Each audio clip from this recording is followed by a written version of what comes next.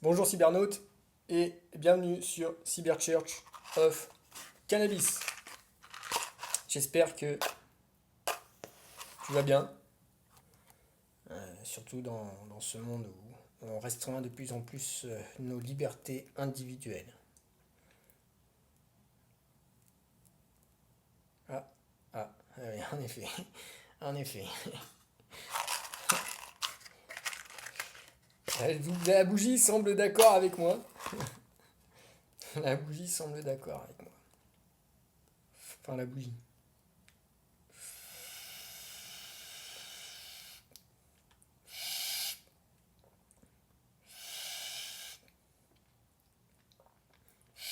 Si, la bougie, c'est bien. La bougie représente la lumière et on cherche à faire taire la lumière de la vérité en ce moment. Alors, en relisant un texte que j'ai lu dans une précédente vidéo, j'ai d'autres lumières qui se sont allumées. Donc on va le relire, on va relire ensemble acte 10, verset 1 à verset 1 à 5. Un texte mais énorme. Il y avait à Césarée, en ville d'Égypte, un homme, un homme nommé Corneille, centenier dans la cohorte dite italienne. Donc un homme champignonique, un homme occidental, un homme européen, un homme italien, un romain, un incirconcis. Un homme issu d'une civilisation animée à des principes champignoniques. Un homme incirconcis d'origine blanche. Un homme qui a grandi dans une civilisation qui se nourrissait, qui se nourrit toujours, qui se nourrit toujours de la diète champignonique, une diète mortelle, une diététique qui rend un culte à la mort. Ne savez-vous pas que votre corps est le temple du Saint-Esprit? Cet homme incirconcis de corps, mais non de cœur, était pieux et craignait le Créateur. Il craignait le Créateur, il avait compris les principes de vie cannabique. Donc il craignait le Créateur avec toute sa maison, il faisait beaucoup d'aumônes, donc des dons au peuple. Et au peuple, c'est au peuple en général, d'accord? Là, d'accord, il est à Césarée, il est en Égypte, il est en Afrique, au milieu d'un peuple à la peau noire, au milieu des Égyptiens hébraïques, au milieu des Égyptiens cannabiques, et il fait beaucoup d'aumônes. Donc il fait, bien que ce soit un homme incirconcis issu d'une civilisation champignonique, d'accord, bien que ce soit un homme qui peut-être dans le passé avait été tatoué par la maladie du champignon, eh bien cet homme était pieux et craignait le Créateur. Donc le cheminement de vie de cet homme l'avait amené au principe de vie cannabique, l'avait amené à reconnaître le Créateur dans les principes de vie cannabique. Et donc cet homme qui reconnaissait les principes de vie cannabique et qui craignait le Créateur avec toute sa maison, donc toute sa maison, c'est sa famille, ses serviteurs, parce que c'était un centenier de la cohorte dite italienne. Donc il avait des responsabilités. Donc si tu as des responsabilités, tu as les conséquences financières qui sont là avec, les conséquences financières positives. Donc c'était un homme respectable, respecté, qui respectait les principes cannabiques au milieu même de l'armée romaine. C'était une lumière au milieu d'une armée, d'accord, animée de principes de vie champignoniques, de principes de mort. Alors l'armée romaine, hein, c'était une armée de fer. Hein. C'était... Et donc il faisait beaucoup d'aumônes au peuple. Donc il en faisait au peuple africain, mais ça veut dire que dans sa vie passée, donc il vient de Rome, hein, ce gars, très certainement, eh bien, en tout cas de l'Italie ou de peuples soumis, qui ont été soumis par soumis à l'Italie antique, et il avait appris à donner, à aimer son prochain. Et il priait le Créateur continuellement, c'est-à-dire il était sans cesse en recherche de connexion avec le Créateur. Sa vie était soumise à l'intuition, à la voix du Créateur. Donc il priait le Créateur continuellement. Vers la 9e heure du jour, il vint clairement dans une vision un ange du Créateur qui entra chez lui et qui lui dit « Cornélius ».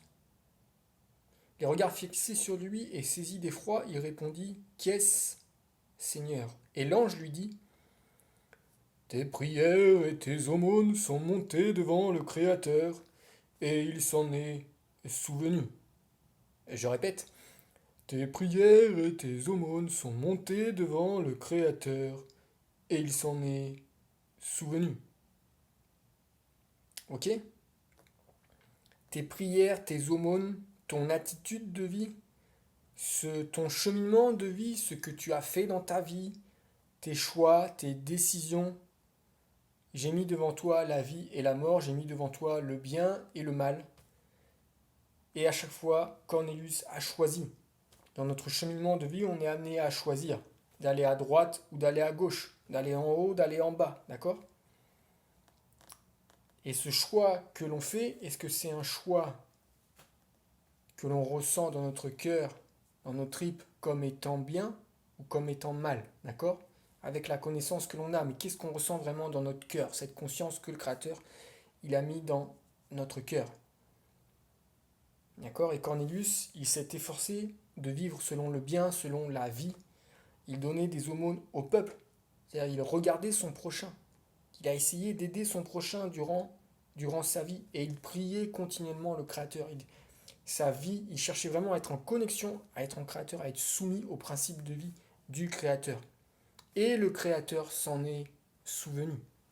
Le Créateur s'est souvenu de cet homme, d'accord, qui a été peut-être même dans la fange champignonique.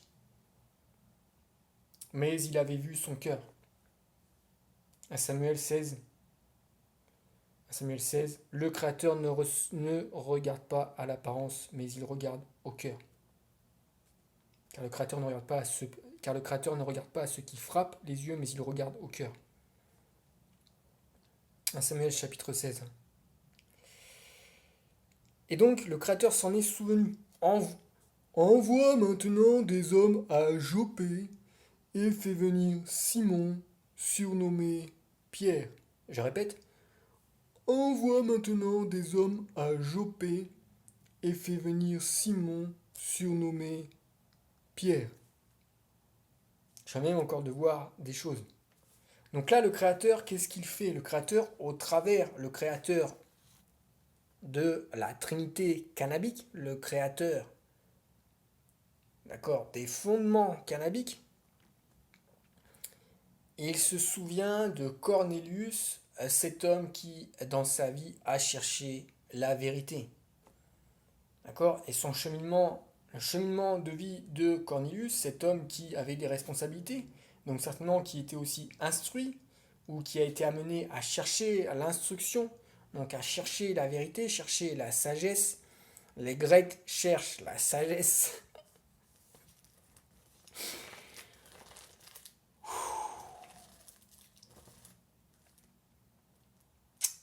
Eh bien, le Créateur va se souvenir de lui. Donc le Créateur, il avait un œil, d'accord ? Il avait les yeux fixés sur Cornélius, sur cet homme issu de la civilisation blanche champignonique, d'accord ? Qui peut-être même a été conçu selon à des principes de mort les plus abjects. On ne sait pas, hein ? Mais Donc cet homme issu d'une civilisation qui vivait selon des principes de mort, la diététique champignonique, qui sont manifestés aussi dans des actes, des actes mortels, des actes de violence. Eh bien, le Créateur va lui parler et va lui dire, parce qu'il l'a cherché, parce qu'il s'est soumis à lui, il va lui dire, parce qu'il s'est soumis à lui durant peut-être toute sa vie, on ne sait pas, eh bien, il va lui dire directement au travers d'un ange, maintenant, envoie des hommes à Jopé et fais venir Simon surnommé Pierre. Donc, envoie maintenant des hommes à Jopé et fais venir Simon. Donc, ce Créateur, il sait qui tu es. Il sait qui tu es. Et je dis pas ça, quand je dis il sait qui tu es, je dis pas ça pour que tu puisses te donner des excuses ou pour que je puisse me donner des excuses, mais il sait qui tu es. Il sait quel a été ton cheminement de vie. Il sait quelle est ton attitude de vie aujourd'hui. D'accord?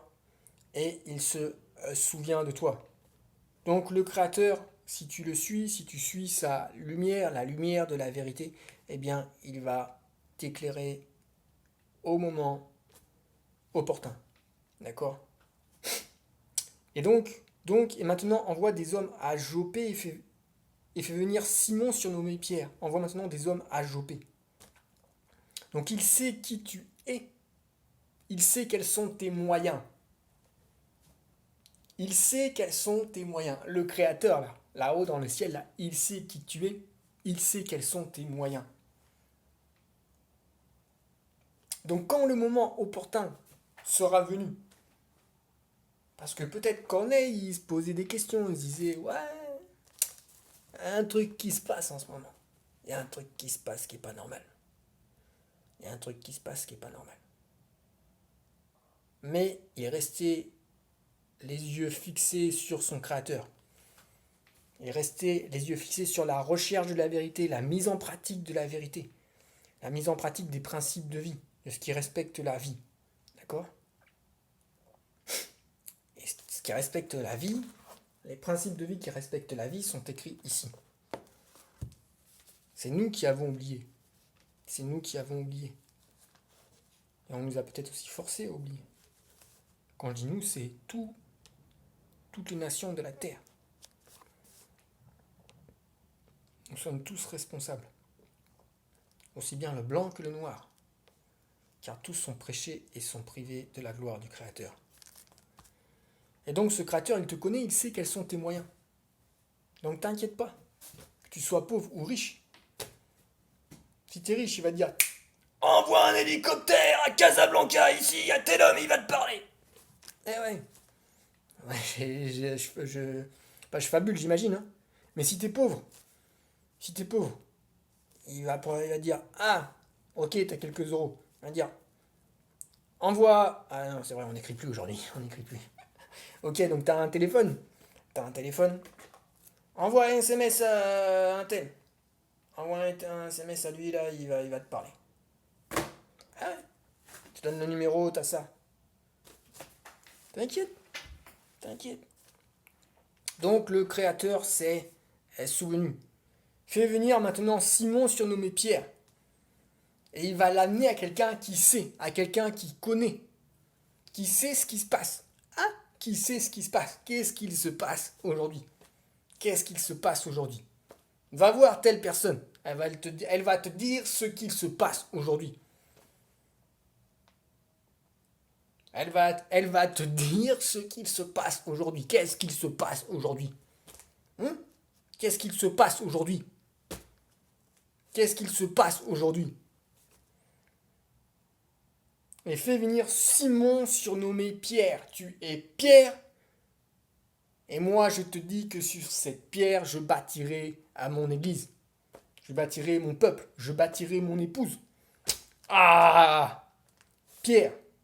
Qui c'est Pierre? Attends, qui c'est Pierre, mon gars? Qui c'est Pierre? Pierre, c'est un apôtre de la parole cannabique. D'accord? C'est un juif, un égyptien noir, un kémite de l'Égypte antique. sa peau est noire. D'accord? C'est noir dont on reconnaissait la sagesse encore au temps de l'Antiquité. Hein?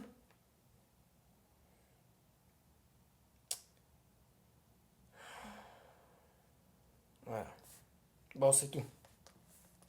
C'est fini. À plus tard, Cybernaute.